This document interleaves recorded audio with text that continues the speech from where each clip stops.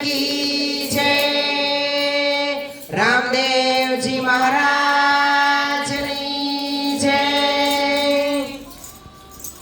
ચિઠ્ઠી ફાટશે ધર્મરાજાની અને વેળા થશે તારે જવાની, મૃત્યુ પામ્યાની વાણી થશે અને ઘડી વાટ નહીં જોવાની।